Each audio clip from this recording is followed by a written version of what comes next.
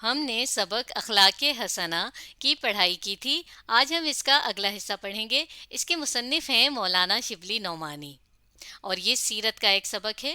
تو اس سبق کے شروع کے حصے میں ہم نے نبی پاک صلی اللہ علیہ وسلم کی زندگی کے کچھ واقعات پڑھے تھے، جس سے ہمیں ان کی اچھی عادات اور طور طریقے کا پتہ چلا تھا۔ آج ہم نے اپنے سبق کو اس پیراگراف سے پڑھنا ہے۔ چلیے پڑھائی شروع کرتے ہیں۔ ابو شعیب رضی اللہ عنہ ایک انصاری تھے۔ انصاری مدینے کے مسلمانوں کو کہا جاتا ہے۔ ان کا غلام بازار میں گوشت کی دکان رکھتا تھا۔ ایک دن وہ خدمت اقدس میں آئے، یعنی نبی پاک کے پاس آئے۔ آپ صلی اللہ علیہ وسلم صحابہ کے حلقے میں تشریف فرما تھے۔ حلقے میں یعنی درمیان میں بیٹھے ہوئے تھے، اور چہرے سے بھوک کا اثر پیدا تھا، یعنی چہرے سے ہی پتہ چل رہا تھا کہ آپ کو بھوک لگی ہوئی ہے۔ ابو شعیب رضی اللہ عنہ نے جا کر غلام سے کہا کہ 5 آدمیوں کا کھانا تیار کرو۔ کھانا تیار ہو چکا تو حضرت سے درخواست کی کہ صحابہ رضی اللہ عنہم کے ساتھ قدم رنجہ فرمائیں، یعنی آپ بھی آئیں اور آپ کے ساتھ یہاں جو بھی لوگ حلقے میں بیٹھے ہوئے ہیں، آپ کے درمیان بیٹھے ہوئے ہیں، انہیں لائیں۔ کل 5 آدمی تھے۔ راہ میں ایک اور شخص ساتھ ہو لیا۔ حضرت نے ابو شعیب سے کہا، یہ شخص بے کہے ساتھ ہو لیا ہے، تم اجازت دو تو یہ بھی ساتھ آئے، ورنہ رخصت کر دیا جائے۔ انہوں نے کہا، آپ ان کو بھی ساتھ لائیں۔ اب اس پہلے پیراگراف میں پہلی بات تو یہ بتائی گئی ہے کہ نبی پاک کو اگر کوئی کھانے کی دعوت دیتا تو وہ اسے قبول کرتے، اور ساتھ یہ بات بھی بتائی گئی ہے کہ خود تو وہ دعوت قبول کرتے، لیکن اگر اس دعوت میں ان کے ساتھ کوئی ایسا شخص بھی جاتا کہ جس کو دعوت نہیں دی گئی ہے، تو لازمی طور پر میزبان سے پوچھ لیتے کہ کیا یہ شخص آئے دعوت میں یا نہیں آئے۔ تو دیکھیں یہ کتنا اچھا طریقہ ہے کہ اگر ہمیں کوئی دعوت دے، اس پیراگراف کا مقصد یہ ہے، تو ہم اس دعوت کو قبول تو کریں، اپنے مطابق جائیں ضرور، لیکن ہماری یہ کوشش ہونی چاہیے کہ ہمارے ساتھ اگر کوئی ایسا شخص بھی شامل ہو رہا ہے جانے کے لیے جس کو دعوت نہیں ہے، تو پھر لازمی طور پر میزبان سے پوچھ کر ہم اس کو لے کر جائیں۔ ایسے ہی نہ چلے جائیں کسی کو لے کر کسی کے گھر بغیر اجازت کے۔ تو یہ اچھے طریقوں کی عادات کی بہت ہی اچھی مثال نبی پاک کی زندگی سے دکھائی ہے۔ عقبہ بن عامر رضی اللہ عنہ ایک صحابی تھے، یعنی نبی پاک کے ساتھیوں میں سے تھے۔ ایک دفعہ حضرت پہاڑ کے درے میں اونٹ پر سوار جا رہے تھے۔ درہ کہا جاتا ہے ایسے راستے کو کہ جو 2 پہاڑوں کے درمیان یا پہاڑ کے قریب کا راستہ ہو۔ یہ بھی ساتھ تھے، یعنی کہ عقبہ بن عامر۔ حضرت نے ان سے کہا کہ آؤ سوار ہو لو۔ انہوں نے اس کو گستاخی سمجھا کہ رسول اللہ کو پیادہ بنا کر، یعنی وہ پیدل چلیں بغیر سواری کے، خود سوار ہوں۔ حضرت نے دوبارہ کہا۔ اب انکار کرنا امتثال امر کے خلاف تھا۔ امتثال امر 2 لفظوں کی ترکیب ہے اور اس کا مطلب ہوتا ہے حکم ماننا، اور کے خلاف تھا، یعنی حکم ماننے کے خلاف تھی یہ بات۔ حضرت اتر پڑے اور یہ سوار ہو لیے۔ تو اس پیراگراف میں نبی پاک کے سفر سے متعلق طور طریقے بتائے گئے ہیں کہ اگر وہ سفر میں ہوتے تھے تو اپنے ساتھ اگر ان کے جو سفر کرنے والا ہوتا تھا اس کا کیسے خیال کرتے تھے کہ اونٹ، آپ کو معلوم ہے کہ اس زمانے میں سواری کے لیے اونٹ استعمال کیا جاتا تھا، تو نبی پاک نے ایسا نہیں کیا کہ پورے سفر میں خود ہی اونٹ پر سوار رہے اور عقبہ بن چلتے رہے، بلکہ کچھ راستے خود بیٹھے اور کچھ راستے انہیں بٹھایا۔ اس طرح سے انہیں جو ہے سفر میں اپنے ساتھ تکلیف نہیں ہونے دی۔ اس طرح اس پیراگراف میں ہمیں اس واقعے کے مطابق یہ بتایا گیا ہے کہ ہمیں اپنے ساتھ سفر کرنے والوں کے ساتھ کس طرح سے پیش آنا چاہیے کہ ہماری وجہ سے انہیں کم از کم کوئی تکلیف یا پریشانی نہ ہو۔ چلیے آگے پڑھتے ہیں۔ غزوہ حنین سے واپس آ رہے تھے۔ غزوہ حنین تو ایک جگہ کا نام ہے، لیکن غزوہ حنین 2 لفظوں کی ترکیب کا مطلب یہ ہوتا ہے کہ اسلام کی بڑی جنگوں میں سے ایک جنگ کا یہ نام ہے۔ سے واپس آ رہے تھے کہ راہ میں نماز کا وقت آ گیا۔ حسب دستور، یعنی جیسا کہ وہ کیا کرتے تھے، ٹھہر گئے۔ مؤذن نے اذان دی۔ ابو محذورہ جو اس وقت تک اسلام نہیں لائے تھے، چند دوستوں کے ساتھ گشت لگا رہے تھے، یعنی گھوم پھر رہے تھے۔ اذان سن کر سب نے چلا چلا کر استہزاء کے طور پر یعنی مذاق اڑانے کے انداز میں، ہنسی کے انداز میں اذان کی نقل اتارنی شروع کی۔ حضرت نے سب کو بلوا کر ایک ایک سے اذان کہلوائی۔ ابو محذورہ رضی اللہ عنہ خوش لہن تھے، یعنی کہ ان کی آواز اچھی تھی، سریلی تھی۔ ان کی آواز پسند آئی، سامنے بٹھا کر سر پر ہاتھ پھیرا اور برکت کے لیے دعا کی، پھر ان کو اذان سکھلا کر یعنی اذان سکھا کر ارشاد فرمایا کہ جاؤ اسی طرح حرم میں اذان دیا کرنا۔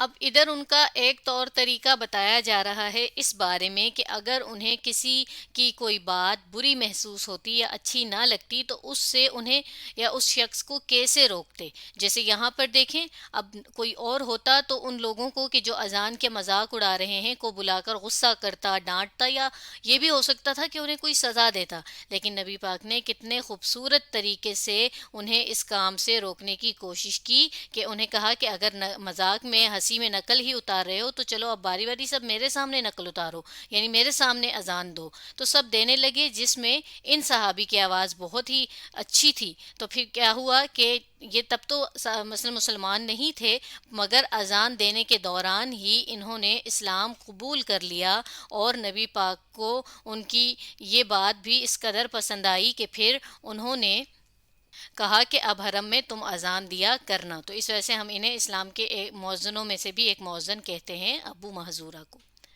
تو اس پیراگراف میں اوورال کر کے یہ بات بتائی گئی ہے کہ کسی کی کوئی بات بری لگتی تو اسے اس سے کیسے جو ہے ٹھیک کرتے یا کیسے اس کو درست کرتے۔ آگے پڑھتے ہیں۔ ایک صحابی رضی اللہ عنہ کا بیان ہے کہ بچپن میں انصار کے نخلستان میں چلا جاتا اور ڈھیلوں سے مار کر کھجوریں گراتا۔ نخلستان کہتے ہیں کھجور کے باغ کو۔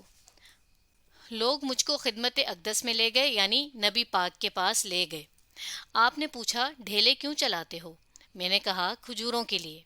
ارشاد فرمایا کہ زمین پر ٹپکی ہوئی کھجوریں کھا لیا کرو، ڈھیلے نہ مارو۔ یہ کہہ کر میرے سر پر ہاتھ پھیرا اور دعا دی۔ اب یہاں بھی نبی پاک نے دوسروں کو ٹھیک کرنے یا دوسروں کو غلط کام سے صحیح کام کی طرف لانے کا کتنا خوبصورت طریقہ ہمیں بتایا ہے کہ بغیر کسی کو برا کہے، بغیر کسی کے ساتھ غلط کیے اس کو ڈانٹے یا ان ساری باتوں کے بجائے انتہائی اچھے اور خوبصورت طریقے سے انہیں بتایا کہ یہ جو تم کام کر رہے ہو یہ ٹھیک نہیں ہے، اور اگر کرنا ہی ہے تو کیا کرو کہ ٹپکی ہوئی کھجوریں یعنی جو خود سے گر گئی ہیں، خود سے زمین پر پڑی ہوئی ہیں، انہیں کھا لیا کرو اگر کھجوریں کھانی ہی ہیں۔ اور یہ کیونکہ ان صحابی کے بچپن کا واقعہ ہے تو اس وجہ سے بھی ہمیں یہاں پر نبی پاک کی جو نرمی کی عادت تھی وہ زیادہ پتہ چل رہی ہے کہ کیسے انہوں نے سر پہ ہاتھ بھی پھیرا اور دعا بھی دی اور بتایا کہ ایسے نہیں، ایسے کر لیا کرو۔ عباد بن شرجیل مدینہ میں ایک صاحب تھے۔ ایک دفعہ قحط پڑا، یعنی کھانے پینے کی چیزیں کم ہو گئیں، اور بھوک کی حالت میں ایک باغ میں گھس گئے، یعنی بلا اجازت چلے گئے، اور خوشے توڑ کر یعنی پھل درختوں کے گچھے توڑ کر کچھ کھائے، کچھ دامن میں رکھ لیے۔ باغ کے مالک کو معلوم ہوا تو اس نے آ کر ان کو مارا اور کپڑے اتروا لیے۔ یہ حضرت کے پاس شکایت لے کر آئے۔ یہ کون؟ عباد بن شرجیل۔ مدعا علیہ بھی ساتھ تھا۔ معاف کیجیے گا، یہاں پر یہ سے مراد باغ کا وہ مالک ہے کہ جس کے باغ سے یہ کھجوریں کھا رہے تھے، تو وہ نبی پاک کے پاس شکایت لے کر آیا۔ پھر کیا ہوا؟ مدعا علیہ بھی ساتھ تھا۔ مدعا علیہ کہتے ہیں کہ جس پر دعویٰ کیا جا رہا ہے کہ اس نے یہ کام کیا ہے۔ آپ صلی اللہ علیہ وسلم نے اس کی طرف مخاطب ہو کر فرمایا، یہ جاہل تھا، اس کو تعلیم دینی تھی۔ کس کی طرف مخاطب ہوئے؟ مالک کی طرف مخاطب ہوئے۔ یہ بھوکا تھا، اس کو کھانا کھلانا تھا۔ یہ کہہ کر کپڑے واپس دلوائے اور 60 سا غلہ اپنے پاس سے عنایت فرمایا۔ سا ناپنے کے ایک پیمانے کو کہا جاتا ہے، ترازو نما برتن۔